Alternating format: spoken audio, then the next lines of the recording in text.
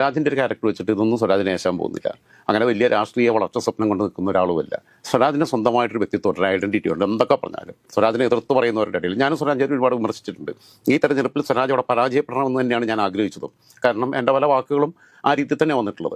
അത് മറ്റൊരു തലത്തിലാണ്, വേറൊരു സാഹചര്യത്തിലാണ്. കാരണം വ്യക്തിപരമായി പല കാര്യങ്ങളിലും സ്വരാജിനോട് അഭിപ്രായ വ്യത്യാസമുണ്ട്. പക്ഷേ രാജ് എന്ന് പറയുന്ന ഒരാളോട് താരതമ്യപ്പെടുത്താൻ പറ്റുന്ന എത്ര യുവജന നേതാക്കന്മാരെന്ന് കേരളത്തിലുണ്ടെന്നുള്ളത് നോക്കണം. മീഡിയ ചാനലിനും ജമാഅത്ത് ഇസ്ലാമിക്കുമാണ് സ്വരാജിനെ ടാർഗറ്റ് ചെയ്തുകൊണ്ടിരിക്കുന്നത്. അവർക്കുള്ള പ്രശ്നം എന്ന് വെച്ചാൽ അവർ സ്വരാജ് കവിത എഴുതുന്നു, സ്വരാജ് പുസ്തകം വായിക്കുന്നു, അതിനൊക്കെ പരിഹസിക്കുകയാണ് ഇവർ. ഇവന്മാരാകെ മൗദൂദിലെ പുസ്തകം മാത്രം വായിക്കുന്നു എന്നുള്ളത് സ്വരാജിന് കുറ്റാണോ? സ്വരാജ് ഇപ്പം എനിക്ക് വായിക്കാൻ എല്ലാ മനുഷ്യനും ആഗ്രഹം ഉണ്ടാവും. പല സമയത്ത് നമുക്ക് എല്ലാം മൂഡ് കിട്ടാത്തതുകൊണ്ട് വായിക്കുന്നില്ല. സ്വരാജ് വായിക്കുന്നുണ്ട്. സ്വരാജ് കൃത്യമായിട്ട് സ്വരാജ് MLA ആയപ്പോൾ എങ്ങനെയായിരുന്നു? സ്വരാജിനെ എനിക്ക് കുഞ്ഞുനാൾ തൊട്ടറിയാം. ഞാൻ പ്രീ ഡിഗ്രി സെക്കൻഡ് ഇയറിന് പഠിക്കുമ്പോൾ മഞ്ചേരി NS കോളേജിൽ പഠിക്കുമ്പോൾ സ്വരാജ് പ്രീ ഡിഗ്രി ഫസ്റ്റ് ഇയറിന് ചുങ്കത്തറ മർത്തമ കോളേജിൽ പഠിക്കുക. അന്ന് തൊട്ട് ഞങ്ങളൊക്കെ ഒരുമിച്ച് SFയിലുണ്ട്. അവൻ്റെ വളർച്ച ഒരുപാട് ദൂരെ നിന്ന് നോക്കി കണ്ടിട്ടുള്ള ഒരാളാണ് ഞാൻ ഓരോ നിമിഷവും. സ്വരാജിൻ്റെ കുഴപ്പങ്ങളെക്കുറിച്ചൊക്കെ പറയുമ്പോൾ തന്നെ കുഴപ്പങ്ങളെക്കാളപ്പുറം ഗുണങ്ങളുണ്ട്. അപ്പോൾ ആ മെറിറ്റ്സ് ഉള്ള എത്ര നേതാക്കന്മാരെ തലമുറയ്ക്കകത്ത് ഒരു 50 വയസ്സിന് താഴെയുള്ള എത്ര പേര്, ഇപ്പോൾ സ്വരാജിന് 46 വയസ്സായിരിക്കും, ആ 50 വയസ്സിനുള്ള എത്ര പേരുണ്ടെന്ന് കേരളത്തിൽ? നിയമസഭാംഗമായപ്പോൾ നമ്മൾ സാധാരണഗതിയിൽ നമുക്കറിയാലോ എത്രയും പ്രഗത്ഭരായിട്ടുള്ള തഴക്കം ചെന്ന നേതാക്കന്മാർ വരെ 10-15 വർഷമായിട്ട് MLA-മാരായിട്ടിരിക്കുന്നവർ വരെ സ്പീക്കർ അവർക്ക് അലോക്കേറ്റ് ചെയ്ത ടൈം കഴിയുമ്പോൾ, ടൈം ലിമിറ്റ് കഴിഞ്ഞ് കഴിഞ്ഞിട്ട് ഒരു 10 പ്രാവശ്യം ബെല്ലടിക്കണം, വാണിംഗ് ബെല്ല്, എന്നാലും നിർത്തത്തില്ല. പിന്നെയും സംസാരിച്ചുകൊണ്ടിരിക്കുക. 8 മിനിറ്റ് അനുവദിച്ച് കിട്ടിയാൽ 11 മിനിറ്റ് വരെ വലിച്ചു കിട്ടിപ്പം. സ്വരാജ് നിയമസഭാംഗമായിരുന്ന 5 വർഷത്തിനിടയിൽ ഏത് പ്രസംഗത്തിലും കൃത്യസമയത്തിനകം 1 മിനിറ്റ് പോലും എക്സ്ട്രാ വെച്ചിട്ടില്ല. ബെല്ലടിച്ചാൽ സ്വരാജ് മെല്ലെ നിർത്തി. പറയാനുള്ള കാര്യങ്ങൾ ഇവന്മാർക്ക് സമയം നേരത്തെ കിട്ടുന്നതാ. മുൻകൂട്ടി അനുവദിച്ച് കിട്ടുന്ന ഇന്ന ആൾക്ക് ഇത്ര സമയം, ഇന്ന ആൾക്ക് ഇത്ര സമയം എന്ന് പറഞ്ഞ് കിട്ടുന്നതാ.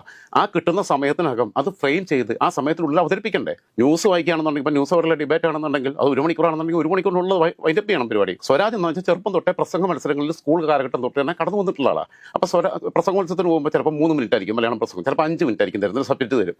ആ സബ്ജക്റ്റ് തൊട്ട് മുമ്പ് നമുക്ക് തരുന്നത്. അത് തന്നു കഴിഞ്ഞിട്ട് 5 മിനിറ്റിന് അപ്പുറത്തേക്ക് സമയം വേണമെന്നുണ്ട് അവിടെ പിന്നെ എനിക്ക് 1 മിനിറ്റ് കൂടി എക്സ്ട്രാ വേണമെന്ന് പറഞ്ഞ് ചോദിക്കാൻ പറ്റില്ല. അപ്പോൾ ആ രീതിയിലുള്ള കോമൺ സെൻസ് ഉള്ള ഒരാൾ. പിന്നെ ഏതൊരു വിഷയത്തെക്കുറിച്ചും വളരെ കൃത്യമായിട്ട് പറയാനറിയാലോ സ്വരാജിന്.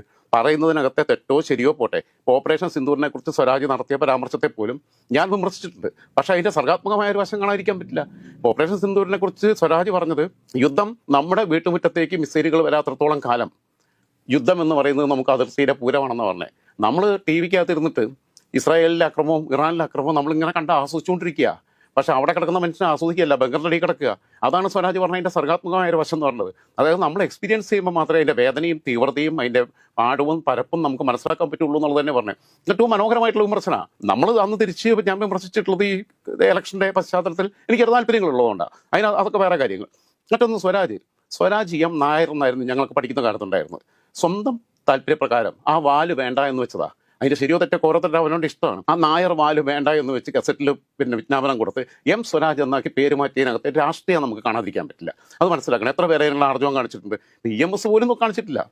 Sivadas Menon, EMS Namboodiripad, P. ഗോവിന്ദപിള്ള, ഞാൻ പറഞ്ഞ ആരും അങ്ങനെ മാറ്റിയിട്ടില്ല. അങ്ങനെ മാറ്റണമെന്ന് നിർബന്ധവുമില്ല. അവരുടെതെല്ലാം കമ്മ്യൂണിസ്റ്റ് ജീവിതം തന്നെയായിരുന്നു, വിശുദ്ധ ജീവിതം തന്നെയായിരുന്നു. പക്ഷേ സ്വരാജ് അവിടെ റോൾ മോഡലാവുകയാണ്. നായർ എന്ന വാലങ്ങ് മുറിച്ച് മാറ്റുമ്പോൾ അച്ഛൻ അമ്മയുടെ പേരല്ലേ എന്നുള്ള വൈകാരികത പോലും പറയാതെ, പ്രത്യേകിച്ച് അമ്മയോടുള്ള വൈകാരികത എന്ന് പറഞ്ഞാൽ വല്ലാത്തതാണ്. സ്വരാജിന് അമ്മ നഷ്ടപ്പെട്ടു.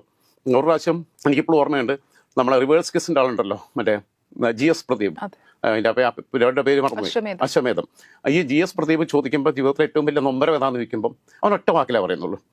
വൈകാരികമായിട്ട് നീട്ടിപ്പടുത്തി പറയേണ്ട ആവശ്യത്തിൽ ഒരൊറ്റ വാക്ക്, ഇത്രയേ ഉള്ളൂ: അമ്മയുടെ മരണം. എൻ്റെ മനസ്സിൽ ഭയങ്കര സ്ട്രൈക്ക് ചെയ്തിട്ടുള്ളത് അത്. ഒറ്റ വാക്ക്: അമ്മയുടെ മരണം. എന്നെ ഏറ്റവും വേദനിപ്പിച്ചത് എൻ്റെ അമ്മയുടെ മരണമായിരുന്നു. ഞാനും അമ്മയും തമ്മിൽ ആത്മബന്ധം ഉണ്ടായിരുന്നു. ഇതൊന്നും പറയേണ്ട ആവശ്യമില്ല. എല്ലാം ഇതിനകത്ത് അണ്ടർസ്റ്റുഡ് ആണ്. അങ്ങനെ പറയുന്ന ഒരാളാണ്. ഇപ്പം ഈ തെരഞ്ഞെടുപ്പിൻ്റെ സമയത്ത് പോലും എൻ്റെ ഒരു ബന്ധം കൂടിയാണ് ബിജി അബ്രഹാം. അപ്പം